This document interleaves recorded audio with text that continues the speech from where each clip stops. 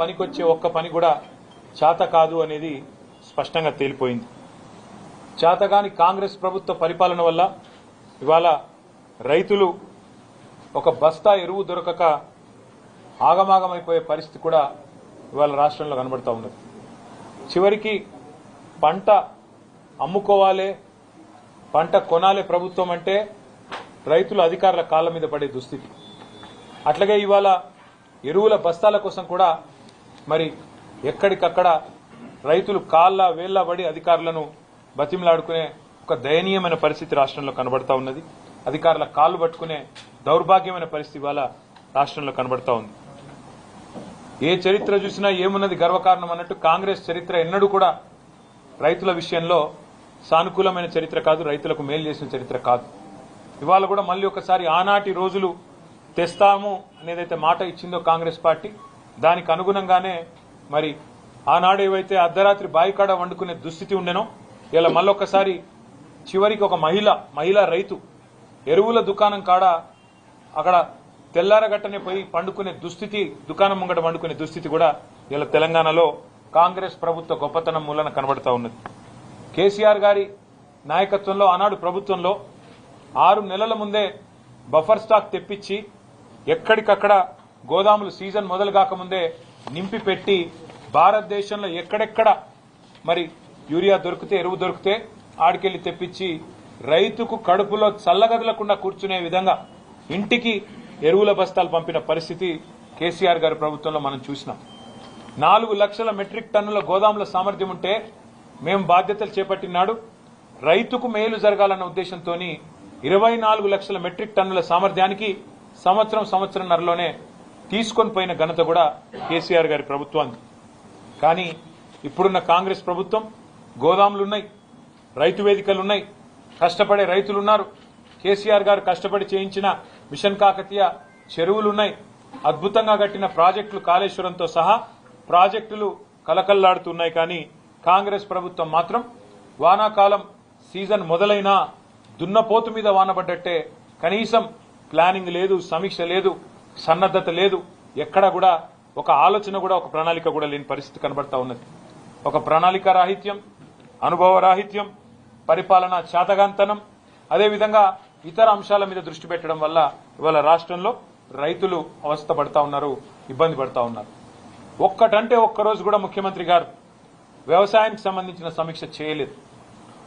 ఎరువుల మీద ఏ ఒక్కరోజు కూడా కనీసం కేంద్ర ప్రభుత్వాన్ని కలిసి విజ్ఞప్తి ఇచ్చిన పాపన పోలేదు.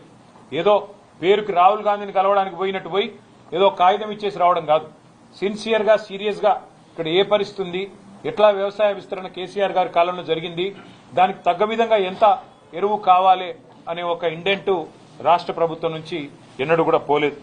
ముందస్తు ప్రణాళిక తయారు చేయలేదు. దాని ఫలితంగానే ఇవాళ రాష్ట్రంలో ఎరువుల కొరత కనబడతా ఉన్నది. కేసీఆర్ గారు ఉన్న 10 ఏళ్లు ఎన్నడూ లైన్లు లేవు, ఎన్నడూ ఎరువుల కోసం కొట్లాడుకునే పరిస్థితి లేదు, పోలీసులను పెట్టి ఎరువులు పంచే దుస్థితి ఎన్నడూ లేదు. మరి ఇవాళ రాష్ట్రంలో ఈ పరిస్థితి ఎందుకు వచ్చింది? కాంగ్రెస్ ప్రభుత్వం రాగానే రాష్ట్రంలో ఉన్న రైతన్నలు కూడా ఆలోచించాలని చెప్పి నేను కోరుతా ఉన్నా. ఇవాళ రాష్ట్రంలో పోలీసులు 2 పనులు చేస్తున్నారు.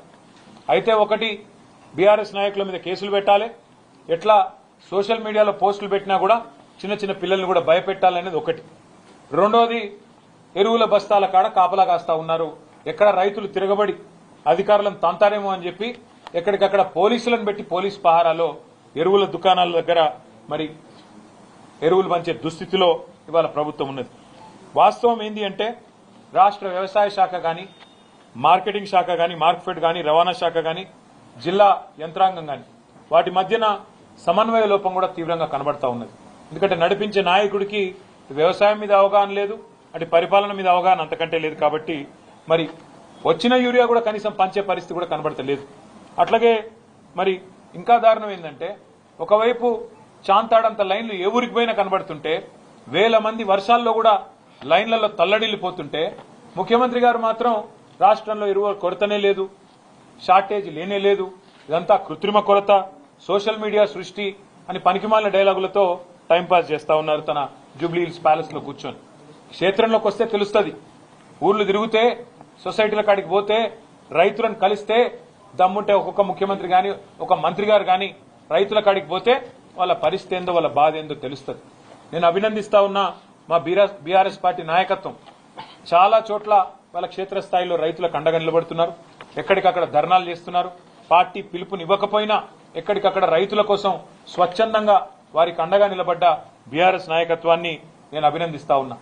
ఊరూరా రైతులు ఆధార్ కార్డులు పెట్టి వాటి మీద రాళ్లు పెట్టి క్యూ లైన్లో చెప్పులు పెట్టి మరి రాష్ట్ర ప్రభుత్వానికి సిగ్గొచ్చే విధంగా ఇవాళ మీడియా ఆ దృశ్యాలు ప్రసారం చేస్తూ ఉంటే కాంగ్రెస్ ప్రభుత్వం అవి కనబడనట్టు, రైతుల ఆక్రందనలు వినబడనట్టు, రాష్ట్రంలో కొరత లేదు అని సిగ్గులేని మాటలు మాట్లాడుతూ ఉన్నది.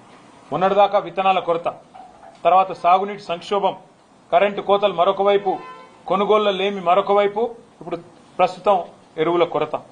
ఈ కాంగ్రెస్ ప్రభుత్వం యొక్క నిర్వాహకం వల్ల రైతుల్లో ఇవాళ వాస్తవానికి ఆగ్రహావేశాలు కట్టలు తెంచుకుంటా ఉన్నాయి.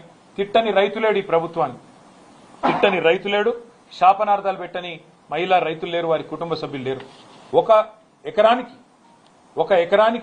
ఒక ఆధార్ కార్డు మీద ఒకటే బస్తా అని చెప్తుంటే ఇవాళ అవస్థలు పడుతున్న రైతులు, రైతు కుటుంబ సభ్యులు. మొన్న నల్లవెల్లి అనే ఊరు, మన పరకాల దగ్గర నల్లవెల్లి అనే ఊరు, ఆ గ్రామంలో మా మాజీ ఎమ్మెల్యే ధర్మారెడ్డి గారు చెప్పారు మాకు, ఒక రైతు తన భార్య పేరు మీద తన కొడుకు పేరు మీద ఉండే ఆధార్ కార్డులు కూడా తీసుకొని 3 బస్తాలు తీసుకున్నాడు. తీసుకుంటే నాన్ బెయిలబుల్ కేసు పెట్టి వాళ్ళ కుటుంబ సభ్యులే, వాళ్ళేం దొంగలు కాదు, వేరే వాళ్ళకి తీసుకురాలే, వేరే దొంగతనం చేయలేదు, నాన్ బెయిలబుల్ కేసులు పెట్టి ఇవాళ జైల్లో ఆ రైతును పంపిన దుర్మార్గమైన ప్రభుత్వం ఇవాళ రేవంత్ రెడ్డి గారి ప్రభుత్వం. ఇంత జరుగుతున్నా రేవంత్ రెడ్డి గారు మాత్రం పత్తా లేరు, కనీసం ఈ అంశం మీద మాట్లాడతలేరు. ఎక్కడ పోయిండో, ఏం చేస్తున్నాడో రేవంత్ రెడ్డి గారు, ఆయన ప్రభుత్వం చెప్పాలని చెప్పి నేను కోరుతా ఉన్నా. 24 గంటలు బురద రాజకీయాలు, బురద జల్లడం తప్ప రైతులకు పనికొచ్చే ఒక్క పని కూడా ఈ ప్రభుత్వం చేస్తలేదు అనేది వాస్తవం. ఇంకొక అనుమానం కూడా మాకుంది, కాంగ్రెస్ నాయకులే చాలా మంది చాలా చోట్ల బ్లాక్ మార్కెటింగ్ కూడా చేస్తున్నారనే అనుమానం కూడా మాకుంది. లేకపోతే ఇంత షార్టేజ్ రాదు. కేసీఆర్ గారు ఉన్నప్పుడు 10 ఏళ్లు ఎన్నడూ ఒక్కరోజు కూడా రైతుకు అవస్థ ఉండదు ఎరువుల కోసం. కాంగ్రెస్ రాగానే ఎందుకు స్టార్ట్ అయింది ఇట్లా సడన్ గా? బఫర్ స్టాకులు పెట్టుకునే విధానం కానీ ఇంకోటి కానీ ఆ నైపుణ్యం కానీ అధికారులకు ఉంది. అధికారులను పనిచేయనిస్తే వాళ్ళు బ్రహ్మాండంగా చేస్తారు. కానీ మా అనుమానం అయితే ఖచ్చితంగా ఈ బ్లాక్ మార్కెటింగ్ ఏదైతే జరుగుతున్నదో, ఇవాళ బ్లాక్ మార్కెట్ లో ఎరువులు అమ్ముతున్నారో దాని వెనుక కూడా కాంగ్రెస్ లో ఉన్నారనేది మా అనుమానం. ఈ విషయంలో కూడా రైతులు అప్రమత్తంగా ఉండాలని చెప్పి కూడా మేము కోరుతా ఉన్నాం.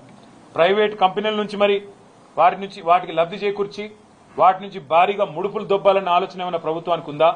లేదా కాంగ్రెస్ నాయకుల దందాలు క్షేత్రస్థాయిలో జరుపుకునే విధంగా రేవంత్ రెడ్డి గారి అనుచరులు, కాంగ్రెస్ నాయకులు వాళ్ళేమైనా ఈ బ్లాక్ మార్కెటింగ్ చేసి గోదాములలో దాస్తున్నారా? కృత్రిమ కొరత సృష్టించి రేటు పెంచి రైతును ఆగం చేసి మరి వారి దగ్గర ఎక్కువ డబ్బులు గుంజే ప్రయత్నంలో ఉన్నారా? ఇది కూడా తప్పకుండా రైతులు ఆలోచించాలి. ఇంకా ఘోరం ఏంటంటే, ఇక్కడ ముఖ్యమంత్రి ఏమో కొరత లేదు, ఆర్టిఫిషియల్ షార్టేజ్ అని ముఖ్యమంత్రి చెప్తాడు. కానీ కాంగ్రెస్ పార్టీ ఎంపీలేమో అక్కడ బీజేపీ ఏదో ఇస్తలేదు అని వాళ్ళు ధర్నా చేస్తా ఉన్నారు. అంటే ఎవరిది డ్రామా అయినా ఇద్దరులా? ముఖ్యమంత్రి ఆడుతున్నది డ్రామానా? కాంగ్రెస్ ఎంపీలు చేస్తున్నది డ్రామానా? ఏది డ్రామానో కూడా రైతులు ఆలోచించాలని చెప్పి నేను కోరుతా ఉన్నా. 51 సార్లు రేవంత్ రెడ్డి గారు ఢిల్లీ పోయారు.